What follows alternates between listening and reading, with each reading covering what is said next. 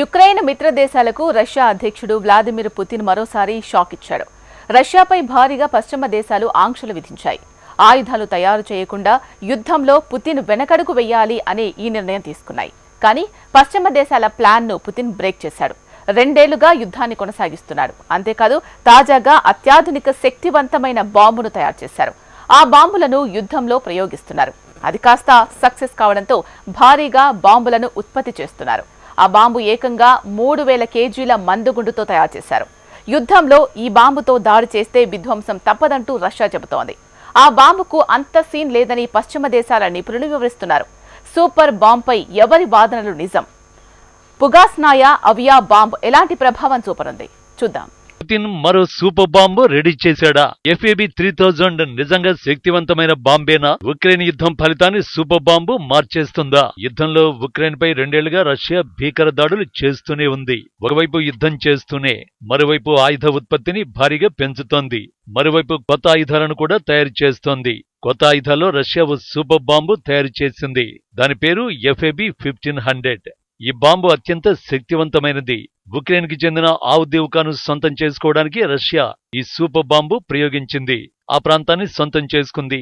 ఇప్పుడు అదే FAB series కి చెందిన మరో సూపర్ బాంబుని రష్యా తయారు చేసినట్టు నివేదికలు చెబుతున్నాయి. ప్రస్తుతం భారీగా FAB-3000 బాంబుల్ని మాస్కో ఉత్పత్తి చేస్తోంది.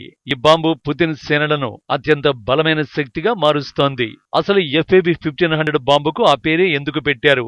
FAB అంటే పుగాస్నాయా అవియా బాంబా. దీని అర్థం నింగి నుంచి జారవిడిచే బాంబు.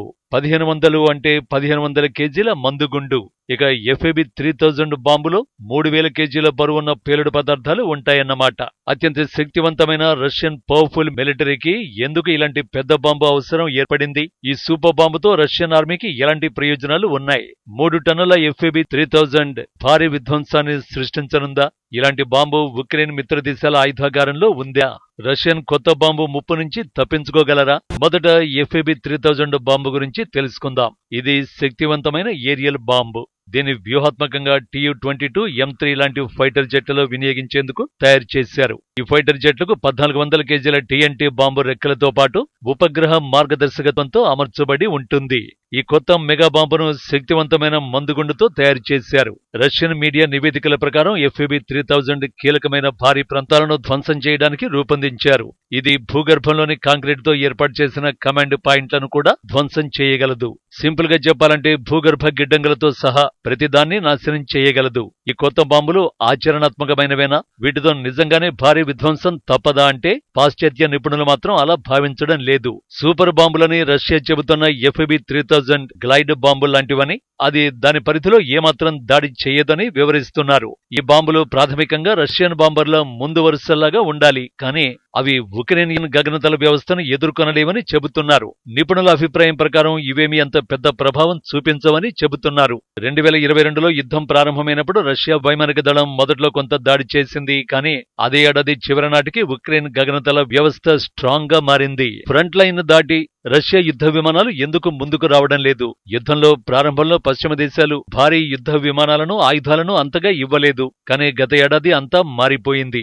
రష్యన్లు డంబు బాంబుగా పిలిచే ఆయుధంతో ఉక్రెయిన్పై మాస్కో సేనలు పెద్ద ఎత్తున దాడి చేయడం ప్రారంభించాయి. ఈ డంబు బాంబులకు ప్రత్యామ్నాయ ఆయుధాలను ఉక్రెయిన్కు అమెరికా, ఫ్రెంచ్ దేశాలు ఇచ్చాయి. అందులో హ్యామర్లు, గ్లైడ్ బాంబులు ఉన్నాయి. ఈ బాంబులతో ఉక్రెయిన్ సైన్యం ప్రధానంగా 25 మైళ్ల దూరంలోని రష్యన్ ఫ్రంట్ లైన్ ని టార్గెట్ చేసింది.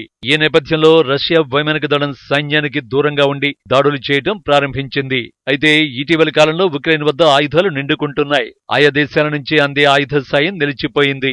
ఉక్రెయిన్ వద్ద గగనంతల రక్షణ వ్యవస్థ ఉన్నా మందుగుండు లేక విలవిలలాడుతోంది. దీంతో క్రెమ్లిన్ సైన్యం పెద్ద ఎత్తున గ్లైడ్ బాంబులు వినియోగిస్తోంది. ఈ క్రమంలోనే ఉక్రెయిన్ కు కంచుకోటలా ఉన్న ఆవుదీవుకను రష్యా సొంతం చేసుకుంది. నిత్యం 100కు పైగా గ్లైడ్ బాంబులతో రష్యా దాడులకు దిగుతున్నట్టు నివేదికలు చెబుతున్నాయి. వాస్తవానికి ఈ గ్లైడ్ బాంబుల దాడులతోనే రష్యా యుద్ధంలో పైచేయి సాధించింది. ఈ ఏడాది వందల కొద్దీ లైట్ బాంబులతో రష్యా దాడి చేసింది.